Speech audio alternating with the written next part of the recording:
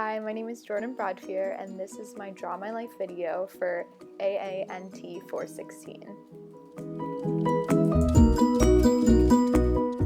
I'm currently 20 years old and I live with my mother and father in the Tibet region, located in West China.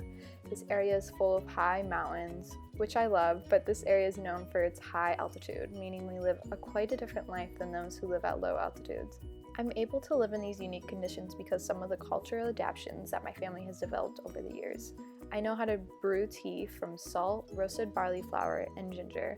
Since it's so cold here, the tea not only helps me stay warm, but it also is a source of nutrients and can be even used for medicine. There's not a lot of meat in my diet. During the summer, I mostly eat green vegetables and barley. Barley is a staple food within my culture. But in the winter, we eat more potatoes and things like turnips.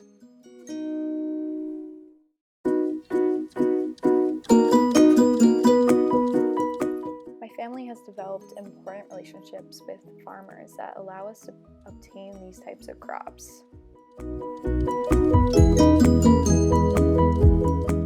Again, since it is so cold here, I always dress with almost no skin exposure because my mom is so scared of me being too cold, but everybody does it around here. Ever since I was little, my mother was wrapping me in so many layers, including leggings, inner garments, sweaters, and hats. She would nurse me in the warmest locations she could find, take me outside on the sunny days, and wrap me in multiple blankets. Our resources of fuel and wood are limited, so being fully clothed and building stronger shelters is the best way to stay warm. My body composition is also quite different from my past relatives. I have shorter limbs and a torso that allows me to keep in as much oxygen as possible. Even though my body is smaller, my thoracic cage is larger, which allows me to have more oxygen enter my body than leave. All these techniques and developmental adaptations about how to conserve my energy, heat, and oxygen all started with my great-grandmother. She migrated to this area with some of other family members after she'd been living in low altitudes for the majority of her life. She had to absorb knowledge from others around her so she could survive in this type of environment. I always wonder why she made the decision to migrate here, especially while she was pregnant with my grandmother. But in some ways it helped with raising my grandmother in healthier ways, because as she adapted to the environment, the milk, fat, and energy within her breast milk was increased. But she really struggled when she first arrived. She was scared of all the different problems that she could possibly face. Giving birth and being pregnant here was going to be difficult because of the change in oxygen levels.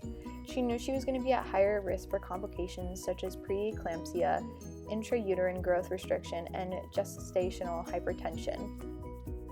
There was also a high chance that she could have a preterm delivery, leading to a higher possibility of low birth rate. And this is exactly what happened. She knew that wasn't going to be her last struggle though. The hypoxia was going to affect her in many other ways, which happens to almost every migrant when they first arrive because the oxygen levels are so much lower when compared to other levels of altitude. And migrants' bodies don't know how to deal with that. This then leads to problems such as pulmonary or cerebral edema, pulmonary hypertension, and even a prevalence of glucose intolerance, which shows that they have a higher chance of developing diabetes. She also knew that she would be at higher risk for HAPC, or high altitude polycythemia, a chronic disease that means there's too many red blood cells being produced. She was also informed that carriers of EPAS1 are at higher risk, which scared her even more. There are many individuals here that have been in the area for a long period of time, and I don't see them struggle as much as my family does with sickness or reproductive problems. There are so many big families, and then I'm an only child because it was so difficult for my mother to get pregnant. Women here have a higher fertility, a higher number of live births, and a higher rate of infant survival. I have even noticed genetic adaptations in others that I don't have. A GOF, or enhanced hydroxylase, PHD2 allele is present with LOF, or diminished hydroxylase, of the HIF2A allele that leads to a hypoactivation of HIF-alpha, which explains why less of them have erythrocytosis and pulmonary hypertension when compared to the new migrants and me. They also have differences in their HIF, or hypoxia inducible factor pathway, which affects oxygen transport, allowing them to be more adaptive and controlling to ventilation, hypoxic pulmonary vascular response, and aeropoiesis.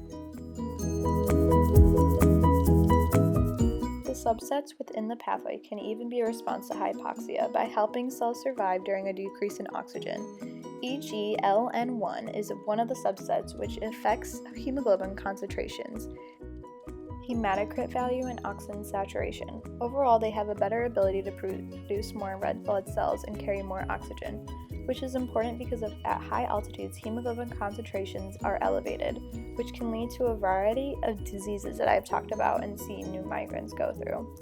Another girl that recently migrated here is an Andean. As we quickly became friends, I realized our populations shared a lot more differences than people notice. The Andean population is not as adapted to illnesses as much as my population is. She tells me about how their characteristics make them have a higher risk for chronic mountain sickness. Almost 18% of them have it, while my population is pretty rare and less than 1% of us suffer from that. We also have thin-walled pulmonary vasculature, which responds to hypoxia, and her population does not have this positive adaptation. She also has seen more people suffer from high hemoglobin than I ever had before.